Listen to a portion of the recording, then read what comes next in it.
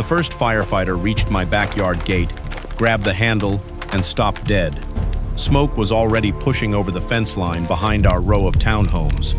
Somewhere past the rear walkway, an alarm was screaming in short, panicked bursts.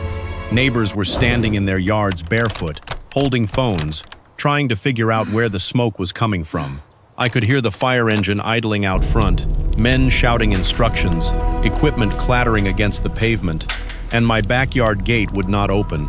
A brand new padlock hung from the outside latch. I understand I stared at it for half a second, not understanding what I was seeing. That gate had always been my back exit. It led to the rear pedestrian path, the same path shown on the county site plan as emergency access. If something happened in the kitchen, the garage, or the front side of the house, that gate was how I got out. Now it was locked from the outside. This padlock is a direct violation of the approved site plan. Then looked through the slats at me. You have 1 hour to remove it, Can you open this from your action. side? No, I said. The HOA locked it. That was when Marilyn Voss, our HOA president, appeared near the walkway in a navy blazer, like she had dressed for a board meeting instead of an emergency. It's secured for compliance reasons, she said. The firefighter turned toward her slowly. Smoke thickened behind the buildings. I asked Marilyn if she understood that people might need to get out through those gates. She crossed her arms and said the HOA had the right to control access because residents kept violating landscaping standards and changing gate hardware without approval. Then she said the sentence that ruined her. Emergency access is not an excuse to ignore HOA rules. I did not yell. I did not break the lock. I took out my phone and recorded the padlock, the smoke, the firefighter waiting, and Marilyn standing there defending it. The fire crew had to reroute through the front entrance, haul equipment around the long side path, and lose precious minutes because the rear access gate was blocked. Later that afternoon, the fire marshal stood in the same spot, holding the approved site plan from the county file. He looked at the locked gate, then at Marilyn. Who authorized a keyed padlock on an emergency egress gate? Marilyn lifted her chin. This is private HOA property. The fire marshal did not even blink. Private rules do not override fire code. Then he pointed at the lock. Cut it off. Now. And I want every gate in this community inspected today. For the first time since I had known her, Marilyn had nothing to say. I bought my townhouse because I wanted simple. Not luxury, not status, not the kind of place where people competed over who had the newest patio furniture or the most expensive landscaping. I just wanted a quiet home with enough space to breathe, a little patch of yard, and a neighborhood that felt safe when I came home after work. The community was called Willow Creek Commons, which sounded more peaceful than it actually was. It was a planned townhouse neighborhood tucked behind a grocery plaza and a row of maple trees, with narrow streets, matching mailboxes, shared sidewalks, and rear pedestrian paths running behind each row of homes. From the front, every unit looked almost identical. White trim, dark shutters, small porches, and garage doors painted the exact color the HOA approved. But the reason I chose my unit was the backyard. It was not big, maybe 20 feet deep, with a small concrete pad, a strip of grass, and a wooden gate at the back that opened onto the rear walkway. Most people would not have thought much of it, but to me, that gate mattered. It gave the house a second exit. It made the yard feel less boxed in. It let me carry soil, plants, trash bags, and patio chairs without dragging everything through the living room. More importantly, it made me feel safe. When I bought the place, the closing packet included a site plan showing the rear pedestrian path. My inspector pointed to it and said, "These back gates are part of the emergency access layout. You should always be able to get out this way." At the time, I just nodded. It made sense. The townhouses were attached in long rows, and if there was ever smoke, a kitchen fire, or a blocked front entrance, the rear gate could be the fastest way out. I never imagined anyone would be foolish enough to interfere with that. The HOA documents said something similar, though in colder language. Rear access paths had to remain clear. Gates could be maintained for uniform appearance, but they could not block emergency egress. The county fire access note said emergency exits could not require a key, tool, special knowledge, or permission to open from the inside. That sounded obvious. So obvious that I put the documents in a folder and forgot about them. For the first year, Life there was quiet enough. I planted herbs in raised boxes along the fence. I kept 2 folding chairs near the back wall. My mother stayed with me on weekends sometimes, and she liked sitting outside in the evenings, drinking tea while the neighborhood lights came on one by one. She had arthritis in her knees, so the rear gate helped too. If someone parked in front, or if the sidewalk was crowded, she could take the flatter rear path without dealing with the front steps. That little yard became our calm place. It was where I drank coffee before work. It was where I kept a few tomato plants alive through sheer stubbornness. It was where my mother would tell me the neighborhood was too quiet, then fall asleep in the chair 5 minutes later. It was not fancy, but it was ours. And then there was Marilyn Voss. Marilyn was the HOA president, and she treated the neighborhood like a museum exhibit she personally owned. She believed everything had a correct shade, correct height, correct placement, and correct attitude. If your planter was too bright, she noticed. If your hose was visible from the rear path, she noticed. If your trash bin touched the curb 10 minutes too early, she noticed that too. At first, I tried to stay on her good side. I answered every notice politely. I repainted the back gate when they said the stain was fading. I moved my herb boxes 6 inches because Marilyn claimed they were visually disruptive from the common walkway. I even replaced a perfectly good latch because the HOA said it did not match the approved hardware style. But Marilyn did not want cooperation. She wanted control. The first real problem started when she sent an email saying the HOA would begin rear yard landscaping inspections.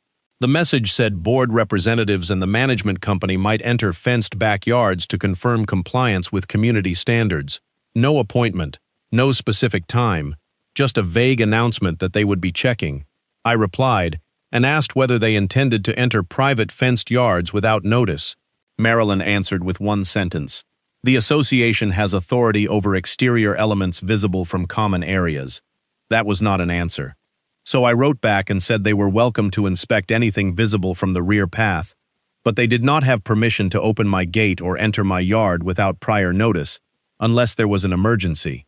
That was the email that put me on her list. After that, the violation letters started arriving for things no normal person would care about. My garden stakes were too tall. My patio chair covers were not an approved neutral color.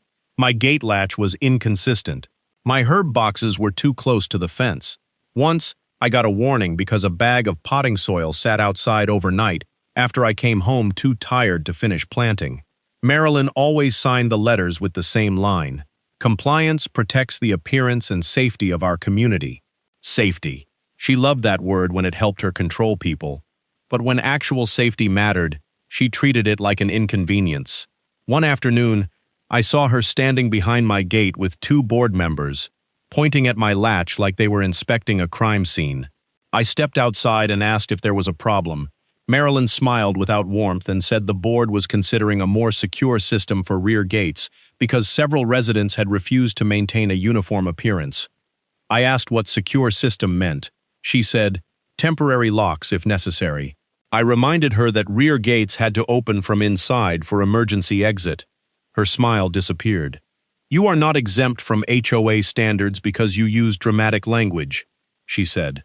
A week later, a neighbor named Mrs. Alvarez, who lived 3 units down, told me she had received the same warning. Her husband used a walker after surgery, and the rear path was the easiest route for him if an ambulance or family member needed to reach them from behind. Another family with 2 small kids said they were worried too, because their children played in the back courtyard and knew to use that gate if they ever smelled smoke. Nobody wanted to challenge Marilyn openly. That was how she kept power, not by being right, but by making every disagreement expensive, exhausting, and personal. So if you have ever had an HOA turn a tiny rule into a threat, leave a comment, because this is exactly how something as small as a gate latch became one of the most dangerous decisions our board ever made. A few days after that conversation, I came home from work, walked through the kitchen, and looked out toward my backyard. Something silver was hanging from the outside of my gate. At first I thought it was a notice tag. Then I stepped closer. It was a padlock, a heavy one, installed through the latch from the outside, where I could not remove it from inside my own yard. And when I looked down the row of townhouses, I saw 2 more gates locked the same way. That was when I realized Marilyn had not been threatening us. She had already decided. The padlock stayed on my gate for 2 full days before the emergency happened. For those 2 days, I kept walking to the back of my townhouse and testing the latch, like maybe the problem would magically fix itself. It never did. The gate would move half an inch, then stop with a hard metallic clink. The lock was mounted on the outside, looped through a hasp the HOA had installed without permission, and from inside my own fenced yard, I could not reach it. That was the part that bothered me most. Not the inconvenience, not even the insult, the trap. If I was in the backyard and needed to leave quickly, I could not. If my mother was sitting outside and something happened inside the house, she would have to come back through the kitchen, through the living room, and out the front door instead of using the flat rear path. If smoke ever filled the first floor, that locked gate could turn a simple exit into a dead end. I emailed the HOA management company first. I kept it short. I wrote that a padlock had been placed on my rear gate without my consent, that I had not been provided a key, and that the gate was part of the rear emergency access path shown in the community site plan. I asked that the lock be removed immediately. Marilyn responded herself 20 minutes later, "The association has temporarily secured non-compliant gates pending resident correction of exterior violations." I wrote back and asked her to explain how a resident was supposed to exit through a rear emergency gate during a fire if the gate was locked from the outside. Her answer came after dark. Emergency access does not exempt owners from compliance obligations. I sat at my kitchen table and read that sentence again and again. There it was in writing, the thing she had already said out loud. Marilyn believed safety was something the HOA could suspend as punishment. The next morning I walked the rear path before work. I wanted to know if mine was the only gate locked. It was not. Mrs. Alvarez's gate had a padlock too. So did the family 2 units down with the little boys who played soccer in the back. Another gate had a chain wrapped around the latch, and one had a printed notice taped to the wood warning that removal of HOA-installed security devices could result in fines. Mrs. Alvarez opened her back door while I was standing there. She looked embarrassed, like the lock was somehow her fault. "They said our gate color was not approved," she told me. "My husband uses that path when his knees are bad. I asked for a key, and they said keys are not issued until the violation is corrected." That made my stomach turn. This was not one mistake, it was a policy. An illegal, dangerous, arrogant policy wrapped in HOA language. I took photos of every lock I could see from the common path. I did not touch anything. I did not cut anything. I did not give Marilyn the chance to make me the story. I just documented. That afternoon, another HOA notice arrived in my email.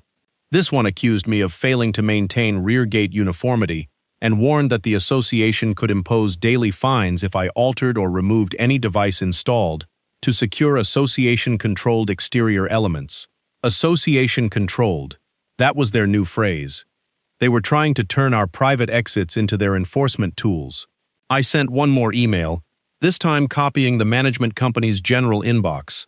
I wrote that I did not consent to any lock or device that prevented emergency egress from inside my fenced yard, that my mother sometimes used the rear exit because of mobility issues, and that I believed the lock violated the approved emergency access plan.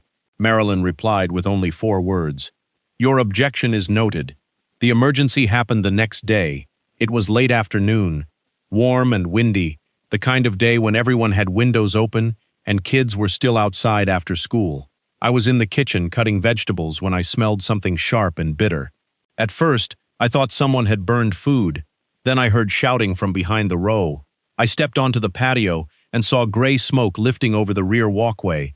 Not a little smoke, a thick, ugly cloud rolling up from somewhere near the storage sheds behind the far-end units. A smoke alarm started screaming. Then another. A woman yelled for someone to call 911.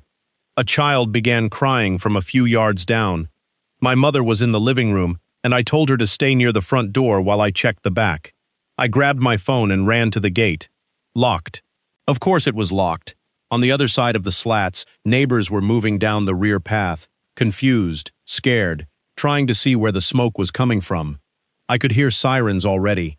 The fire station was not far away, and within minutes, a fire engine pulled onto our street out front. One of the firefighters came around the side path first, moving fast with gear over his shoulder. He reached my gate from the rear walkway and grabbed the handle, probably expecting it to open like the site plan said it should. It did not. The lock held. He pulled once, then looked through the slats at me. "Can you open this from inside?" "No," I said. "The HOA locked it from the outside." His expression changed immediately. It was not panic. Firefighters do not panic easily. It was something sharper. Recognition. The look of someone who knows a small obstruction can cost a big amount of time. Another firefighter called from farther down that they would have to reroute. They could not get clean access through the row of locked gates, and the rear path was supposed to help them reach the smoke source without dragging equipment the long way around. That was when Marilyn appeared. I still do not know why she came outside. Maybe she heard the sirens. Maybe someone called her. Maybe she thought her presence would somehow turn an emergency into an HOA meeting. She walked down the rear path in a navy blazer and white blouse, holding her phone, looking irritated rather than concerned. The firefighter pointed to the lock. "Who locked this gate?" Marilyn said. "The HOA did." He asked, "Why?" She answered like she was reading from a violation letter. "For compliance reasons. Residents have been ignoring rear gate standards."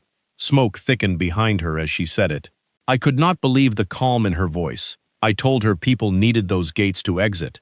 She turned toward me, eyes cold, and said, "You were notified. This would have been avoided if you had corrected your gate hardware." I raised my phone and started recording. Not secretly, not dramatically. I simply held it up and captured the lock, the firefighter, the smoke, and Marilyn standing there defending the decision. She saw the phone and frowned. "Do not record me," she said. I kept recording. The firefighter did not wait for the argument to continue. He called to the others and redirected them. They had to move around the longer access route, through the front side, around parked vehicles, and down a narrow side walkway cluttered with shrubs Marilyn had once praised as community beautification. Those minutes felt endless. The smoke turned darker for a while, then began to thin as the crew got water on whatever had caught fire. Later I learned it had started near a shared storage shed where someone had left hot ashes in a container beside cardboard. It did not become a major structure fire, but it could have. The firefighters stopped it quickly once they reached it. But that was the point. They had been slowed by locks that never should have existed. After the danger passed, one firefighter came back to my gate and looked closely at the padlock and hasp. He asked me if the gate was always locked. I told him no.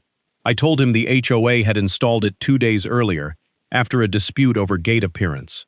He shook his head and said, "If this is an approved emergency egress route, this is going to be a problem." Marilyn heard him. For the first time all day, she looked uncertain. Then she tried to recover. "This is not a public exit," she said. "This is private HOA property." The firefighter looked at her and said, "That is something the fire marshal can explain." I saved that line too. By the time the last fire truck pulled away, I had video of the locked gate, Marilyn's explanation, the firefighter being blocked, the smoke, the reroute, and the warning that the fire marshal would need to look at it. I had photos of other locked gates down the row. I had Marilyn's emails saying emergency access did not exempt owners from compliance obligations. And I had something even more powerful than anger. I had proof that the HOA's little punishment system had collided with a real emergency. That night I backed up every file. I wrote down the timeline while it was fresh. I noted when I first smelled smoke, when the sirens arrived, when the firefighter reached the gate, when Marilyn said the lock was for compliance, and when the crew had to reroute. Then I opened my closing folder and pulled out the old site plan. The rear path was marked clearly: emergency access, emergency egress, gates to remain operable from interior side. Marilyn thought this was still about gate hardware. It was not. It was about to become a fire code case. I did not sleep much that night. Every time I closed my eyes, I saw that firefighter's hand on the gate handle. I heard the metal clink of the padlock refusing to move. I saw Marilyn standing there in her blazer, using the word compliance while smoke rolled over the rear path behind her. The next morning I made one decision before I even poured coffee. I was not going to argue with Marilyn anymore. Arguing with her was useless. She could twist any conversation into a violation. She could turn concern into disrespect, safety into drama, and questions into non-compliance. If I yelled, she would make it about my tone. If I cut the lock, she would make it about property damage. If I confronted her at the next HOA meeting, she would hide behind procedure. So I did the one thing she hated most. I built a record. First, I backed up every video from the day before. The locked gate, the firefighter trying to open it, Marilyn saying it was secured for compliance reasons, the smoke behind the buildings, the crew rerouting, the firefighter warning that the fire marshal would need to look at it. I saved everything to my laptop, an external drive and cloud storage. Then I made a timeline. I wrote down when I first saw the padlock, when I emailed the management company, when Marilyn responded, when I asked about emergency access, when she wrote that emergency access did not exempt owners from compliance obligations, when I smelled smoke, when the fire engine arrived, when the firefighter reached my gate, when Marilyn admitted the HOA had locked it. Every detail mattered now. After that, I walked the rear path with my phone and took photos of every gate I could legally see from the common walkway. Mine had a padlock. Mrs. Alvarez's had a padlock. The young family 2 units down had a chain through the latch. Another gate had a metal hasp screwed into the outside frame with a lock hanging from it.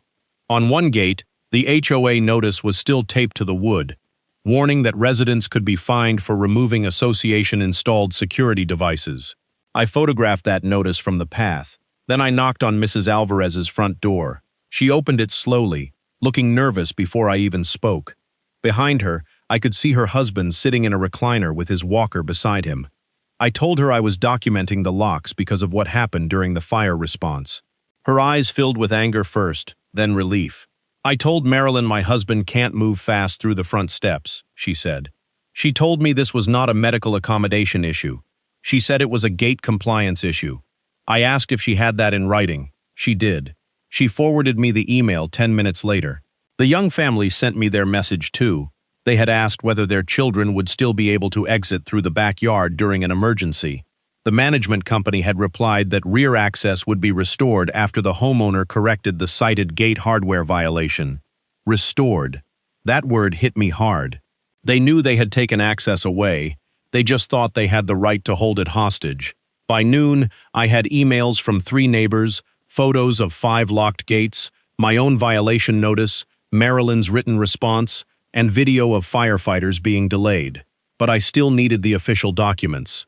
I needed the paperwork that turned this from an HOA dispute into something the county could not ignore. So I opened the closing folder from when I bought the townhouse. It was thick, boring, and full of papers I had not touched in years. But buried behind the deed and insurance forms was the site plan for Willow Creek Commons. I spread it across my kitchen table and looked at the rear of my row. There it was, a narrow path behind the townhomes, marked as emergency access and pedestrian egress. The rear gates were shown as part of the exit path from each private yard to the common walkway. There were also fire access notes attached to the plan. The language was clear enough that even Marilyn could not pretend it meant something else. Rear gates must remain operable from the interior side. No key, tool, code, or special knowledge required for emergency egress. I took photos of the plan, then scanned it. After that, I searched the county property records online. It took me almost an hour to find the original development file, but once I did, the same site plan appeared in the approved subdivision documents.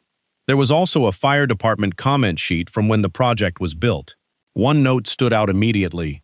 Rear pedestrian gates along emergency access path shall not be obstructed or locked in a manner preventing immediate egress. I sat there staring at that sentence. Immediate egress. Not eventual access after correcting a violation. Not access after requesting a key. Not access when the HOA decided you were compliant enough to deserve an exit. Immediate. I saved the page and printed it. Then I called the county fire prevention office. The woman who answered asked for the community name, the address, and the nature of the concern. I told her there had been a fire response the day before, that multiple rear gates along an approved emergency path were locked from the outside by the HOA, and that at least one firefighter had been unable to access a gate during the response. Her tone changed immediately. She asked if anyone was trapped. I said no. She asked if the locks prevented residents from opening gates from inside their yards. I said yes. She asked if I had photos or video. I said yes. Then she gave me an email address and told me to send everything. I did not send a rant. I sent a clean packet. Subject line: Emergency egress obstruction at Willow Creek Commons. I attached the site plan, the fire access note, photos of the locks, Marilyn's emails, neighbor statements, and the video clip of the firefighter trying the gate. I included the timeline and asked whether the HOA was permitted to install keyed padlocks on rear gates that were part of the approved emergency egress layout. Less than 2 hours later, I received a reply. The matter had been forwarded to the Fire Marshal.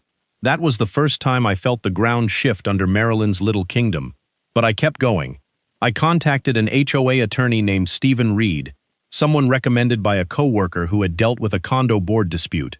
Stephen listened quietly while I explained the locked gates, the emergency response, the HOA violations, the site plan, and the fire department notes. He did not sound surprised. He sounded tired in the way lawyers sound when people with small power create large problems. He said HOA boards often confuse control over appearance with control over safety. They might be able to regulate the color of a gate or the style of hardware, but they could not use a locked barrier to punish residents if that barrier blocked emergency egress. Then he said something simple. Do not touch the locks yourself. Let the fire marshal do that. So I did. I left my lock exactly where it was. I photographed it every morning. I filmed myself testing the gate from inside the yard without forcing it.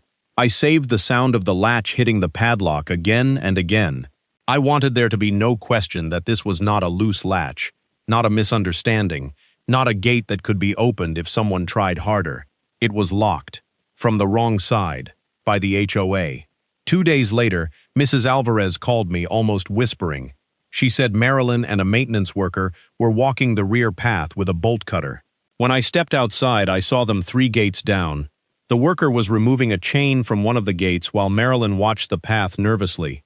That was strange. Marilyn had spent days defending the locks. Now she was quietly removing some of them before anyone official arrived. I recorded from inside my yard.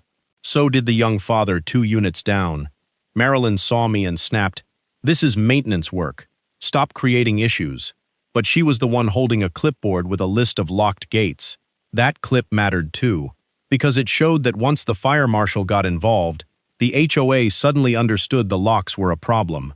Then Stephen found the detail that made everything worse for Marilyn. In an old HOA board packet from 3 years earlier, there was a fire inspection follow-up email. It had been sent from the fire department to the management company after a routine inspection. The email said any locking mechanism on rear emergency gates must allow immediate egress without a key, code, tool, or special knowledge. The management company had forwarded it to the board when Marilyn first became president. Her name was on the forwarding chain. I read it twice to make sure I was not imagining it. Marilyn had been told. Maybe she forgot. Maybe she ignored it.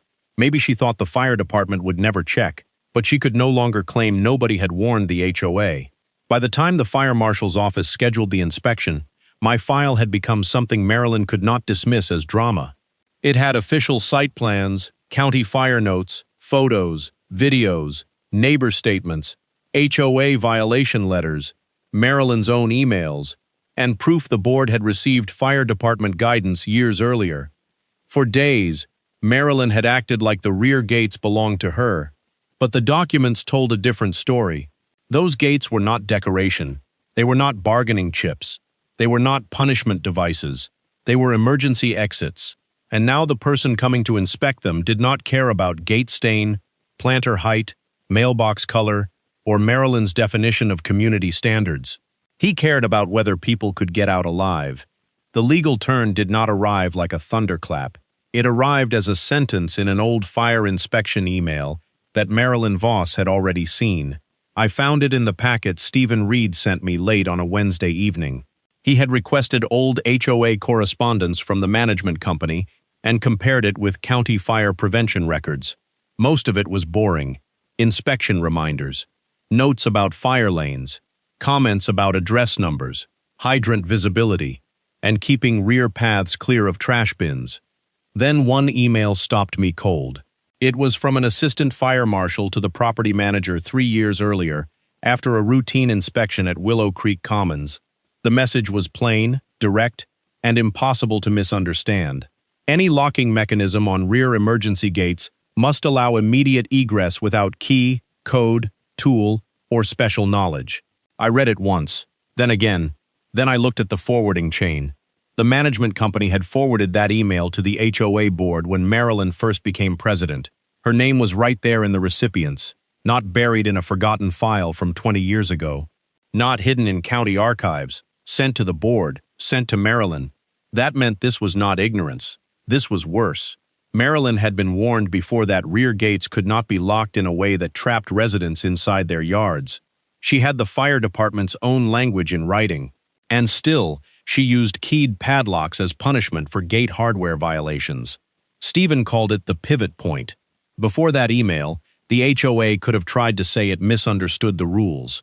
It could have claimed the locks were temporary. It could have blamed the management company, the maintenance vendor, or some vague effort to improve security. But once we had that email, the excuse collapsed. Stephen drafted a demand letter that night. He did not write it like an angry resident. He wrote it like a warning shot before a lawsuit.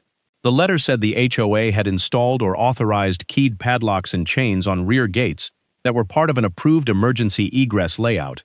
It said those locks prevented residents from opening gates from the interior side without a key, tool, or outside assistance. It said the HOA had used emergency access as leverage for architectural compliance, despite prior written notice from fire officials that rear gates must permit immediate egress. Then he attached everything: the approved site plan, the fire access notes, the old fire department email. Marilyn's message saying emergency access did not exempt owners from compliance. Photos of the locked gates. Neighbor statements from Mrs. Alvarez and the family with small children. The video of the firefighter reaching my gate and being blocked. The clip of Marilyn saying the gate was secured for compliance reasons, while smoke moved behind the buildings. The letter demanded that the HOA immediately remove every non-compliant lock, rescind all violation letters tied to gate access, preserve all board communications, disclose who authorized the lock installation, and confirm in writing that no resident would be prevented from using a rear emergency exit again. Stephen copied the Fire Marshal, code enforcement, the HOA's insurance carrier, the management company's regional supervisor, and the association's registered agent. That changed everything. Marilyn did not reply to me anymore. She replied to the community. The next morning, she sent a neighborhood-wide email with the subject line, "Clarification regarding rear gate maintenance." I opened it at my kitchen table and almost laughed when I saw the first sentence. Recent concerns have created confusion regarding the association's temporary gate security measures. Confusion. That was her word for firefighters being blocked by padlocks during a smoke call. She wrote that the HOA had never intended to interfere with emergency access. She said certain gates had been temporarily secured due to ongoing homeowner non-compliance. She claimed residents had been notified and that the locks were part of a broader effort to protect community standards. But the email did not mention the fire marshal. It did not mention the site plan. It did not mention the old warning email. And it definitely did not mention that she had told me in writing that emergency access did not exempt owners from compliance obligations. Stephen read her email and told me she is trying to rewrite the purpose of the locks before the inspection. Then the next part happened almost too perfectly. Mrs. Alvarez called me that afternoon and said Marilyn was walking the rear path again with a maintenance worker. This time, they were not installing locks. They were removing them. Not all of them, just some. The locks on the most visible gates came off first, the ones closest to the main walkway, the ones a county official would probably notice immediately. But the gates farther down the row still had padlocks and chains. Mine still had the hasp marks. Mrs. Alvarez's gate still had fresh screw holes. The family with the small children still had photos from the day before showing a chain across theirs. I filmed Marilyn from my patio as she pointed to a lock and told the maintenance worker to take it down. She saw my phone and snapped, "You are creating a false narrative." I said nothing. The camera kept recording. That clip mattered because it showed consciousness. She had defended the locks for days. Then, after the fire marshal got copied, she quietly started removing evidence before the inspection. Stephen sent that video to the fire marshal too. The inspection was scheduled for Friday morning. The night before, Marilyn sent another email. this one only to the board. I received it because one board member, a quiet man named Thomas Bell, had started worrying about personal liability and forwarded it to Stephen. In the email, Marilyn wrote that the locks were temporary compliance devices and suggested that the board describe them as maintenance controls rather than enforcement measures. She also warned that residents should not be allowed to weaponize emergency language to avoid architectural standards. Weaponize emergency language. That phrase told me everything I needed to know about her. Even after firefighters had been blocked, even after neighbors with mobility issues had been trapped behind locked gates, even after the fire marshal had been notified, Marilyn still believed the real danger was residents using safety rules to escape her authority. Stephen added that email to the packet.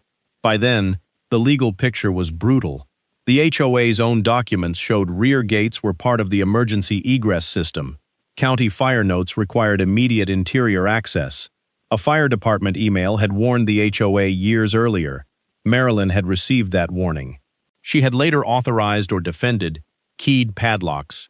She had tied access to compliance. She had tried to rebrand the locks as maintenance after officials got involved, and she had done all of it in writing. The power shifted right there. For weeks, Marilyn had treated us like disobedient homeowners who needed to be managed. She thought the HOA letterhead made her the final authority. She thought a violation notice could scare people into accepting anything. But fire code does not care about planter color. It does not care about gate stain. It does not care how long your trash can sat outside, or whether your latch matches the community standard. It cares whether a person can get out when the air turns black. And Marilyn had put a lock between residents and their exit. The next morning, before the inspection, I stood in my backyard and looked at the gate. The padlock on mine had finally been removed, but the extra hasp was still there, screwed into the outside like a scar. I opened the gate from inside, then closed it again, then took one last video showing how it had been modified. A few minutes later, the fire marshal's vehicle pulled into the community. Marilyn was already waiting near the clubhouse, smiling like she was about to lead a routine walkthrough.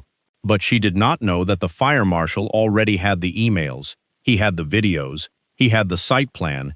He had the photos of every lock before she tried to make them disappear. And most importantly, he had her own words. Emergency access is not an excuse to ignore HOA rules. That was the sentence she thought would prove she was in control. Instead, it became the sentence that proved she had gone too far. The fire marshal arrived at Willow Creek Commons at 9:15 on Friday morning. Marilyn was already waiting near the clubhouse, smiling too widely, holding a folder against her chest, like she was prepared to manage the situation. She had two board members beside her, a nervous representative from the management company, and a maintenance worker who kept looking down at his boots like he wished he had called in sick. I stood near my back gate with Stephen Reed, my attorney, and three neighbors who had finally decided they were done being quiet. Mrs. Alvarez was there with her husband's walker folded beside her.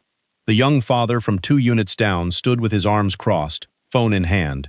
Another resident, Janet, had brought printed photos of the chain that had been placed on her gate while she was out of town. The fire marshal's name was Daniel Mercer. He was not dramatic. He did not raise his voice. He did not need to. He stepped out of his vehicle with a clipboard, a copy of the approved site plan, and the expression of a man who had no interest in HOA politics. Marilyn approached him first. "Thank you for coming," she said. "I believe there has been some confusion about temporary maintenance controls." Daniel Mercer looked at her for one long second. Then he said, "I am here to inspect possible obstruction of emergency egress." The smile on Marilyn's face weakened. That set the tone for the entire morning. We started at my gate. The padlock itself had been removed the day before, but the metal hasp was still screwed into the outside frame. The fresh scratches around the latch showed exactly where the lock had been. I handed over photos showing the padlock in place, then the video of the firefighter trying to open it during the smoke call. Daniel watched the clip without saying anything. In the video, smoke moved over the fence line. The firefighter grabbed the handle, pulled, stopped, and asked if I could open the gate from inside. My voice answered that the HOA had locked it. Then Marilyn's voice came through clearly. "It's secured for compliance reasons." Daniel paused the video. He looked at Marilyn. "Is that your voice?" Marilyn's mouth opened, then closed. Finally, she said, "The lock was temporary." Daniel wrote something on his clipboard. Temporary did not make it safe. From there, we walked the rear path. One gate still had a chain wrapped through the latch, even though someone had tried to tuck it behind a planter. Another gate had an empty padlock hanging from a hook nearby, as if removing it halfway somehow made the earlier obstruction disappear. Mrs. Alvarez showed photos of her gate locked from the outside, then handed over the email where Marilyn had told her the issue was not medical accommodation, but compliance. Daniel read it right there on the path. His expression hardened. The management company representative shifted uncomfortably and said, "We were following board direction." That was the first crack. Marilyn turned toward him fast, but Stephen was already taking notes. At the third locked gate, Daniel tested the latch from inside the small yard after the homeowner gave permission. The gate opened only halfway because a new exterior bracket had been installed in a way that caught the frame. It was not just the padlocks. The hardware changes themselves had made emergency exits slower and more confusing. Daniel said, "Any egress gate must open immediately from the interior side without key, tool, code, or special knowledge. This does not comply." Marilyn tried to object. "These are not public fire exits," she said. "They are private rear gates." Daniel answered without looking up from his notes. "They are part of the approved emergency egress layout for this development." That shut down the argument instantly. Then Stephen handed him the old fire department email, the one Marilyn had received years earlier. Daniel read the highlighted sentence silently. "Any locking mechanism on rear emergency gates must allow immediate egress without key, code, tool, or special knowledge." He looked back at the forwarding chain and saw Marilyn's name. For the first time all morning, he spoke directly to her in a tone that made everyone around us go quiet. "You were previously advised of this requirement," Marilyn said. "I receive many emails as president." Daniel did not blink. This one concerned life safety. Nobody spoke after that. The inspection continued for another hour. Daniel photographed hardware, took notes, checked the rear walkway width, reviewed the site plan, and confirmed that the path behind our row was not just a convenience trail, it was part of the approved access and egress design. Code enforcement arrived halfway through and began documenting the same gates, the same locks, the same modifications. By the end, the fire marshal issued a correction order on site. Every non-compliant lock, chain, hasp, bracket, or device that interfered with interior egress had to be removed immediately. Any future locking hardware had to be approved and had to allow residents to open the gate from inside without a key, tool, code, or special knowledge. The HOA had to submit proof of correction, schedule a re-inspection, and provide written notice to all residents that rear gates could not be locked as a compliance penalty. Then came the part that made Marilyn go pale. Daniel said the HOA would also receive a citation for obstructing emergency egress during an active fire response. Marilyn tried to say the fire had not reached the homes. Daniel looked at the smoke call report. "The seriousness of an obstruction is not measured by how lucky you were." That sentence traveled through the neighborhood faster than any HOA newsletter ever had. The emergency HOA meeting happened 3 nights later. The clubhouse was packed. People who had ignored meetings for years showed up because this time the issue was not mulch color or holiday decorations. It was whether the board had endangered residents to enforce cosmetic rules. Marilyn sat at the front table, stiff and defensive. The management company representative sat 2 chairs away from her, creating a very visible gap. Stephen sat beside me with the correction order, the citation, the site plan, the old fire department email, and printed stills from my video. I did not make a dramatic speech. I did not have to. I laid out the timeline. The HOA sent gate violations. Marilyn threatened temporary locks. Locks were installed from the outside. Residents asked about emergency access. Marilyn dismissed those concerns. A smoke call happened. Firefighters were delayed at a locked gate. The fire marshal inspected. The HOA was cited. Then Mrs. Alvarez stood up. Her voice shook, but she kept going. She told the room her husband used a walker. She told them she had asked for the gate to remain usable. She told them Marilyn had treated her concern like an excuse. By the time she finished, half the room was silent with anger. The young father spoke next. He said his children had been taught to leave through the rear gate if smoke blocked the front. Then he asked the board a question nobody could answer. Who decided my kids had to earn an emergency exit by satisfying the HOA? That was the moment the room turned. Residents started asking who approved the purchase of the locks, who instructed maintenance to install them, why the old fire department email had been ignored, why Marilyn tried to call the locks maintenance controls after the fire marshal got involved, why the board had been more aggressive about gate appearance than fire safety. Marilyn tried to regain control. She said everyone was being emotional. She said the board acted in good faith. She said community standards required consistent enforcement. Then Thomas Bell, the board member who had forwarded the email to Stephen, stood up. "No," he said. "We were told these gates had to open from inside." Marilyn pushed the lock policy anyway. The room erupted. The management company representative immediately stated that their company had not recommended locking emergency egress gates, and that they would cooperate fully with fire officials. In other words, they were not going to protect Marilyn. By the end of the meeting, the board voted to rescind every violation tied to the rear gate locks, suspend the lock policy permanently, comply with the fire marshal's correction order, and begin an internal review of Marilyn's actions. Marilyn left through the side door before the meeting ended, but this time, nobody followed her. For years, she had controlled that neighborhood with notices, threats, and the fear of fines. She had made people feel small over planters, latches, hoses, and gate stain. But the moment the fire marshal's order hit the table, all her authority shrank down to what it really was: a title, a clipboard, a set of rules that stopped the second they endangered people. By the following morning, maintenance crews were removing every last unauthorized lock and hasp from the rear gates. And for the first time in days, when I stepped into my backyard and pushed my gate open from the inside, it swung freely onto the rear path. No key, no code, no permission from Marilyn Voss, just an exit. Exactly the way it should have been all along. Marilyn Voss lasted 6 more days as HOA president. For 6 days, the fire marshal's correction order sat in the inbox of every board member, the management company, the association attorney, and half the neighborhood, because residents kept forwarding it to each other. The language was not emotional. It was not dramatic. It did not call Marilyn reckless or cruel or power-hungry. It simply said the rear gates could not be locked in a way that prevented immediate emergency egress. That was enough. By Monday morning, maintenance crews were walking the rear path with drills, screwdrivers, and toolboxes. They removed every padlock, every chain, every exterior hasp, every bracket that caught the gate frame, and every homemade security device Marilyn had approved in the name of compliance. The same workers who had installed the locks quietly took them away in buckets. This time, nobody taped warning notices to our gates. The HOA had to hire a licensed contractor to replace the hardware with approved latches that opened freely from inside the yard without a key, code, tool, or special knowledge. The fire marshal required proof of correction and a re-inspection. Code enforcement issued fines for the obstruction during the smoke response.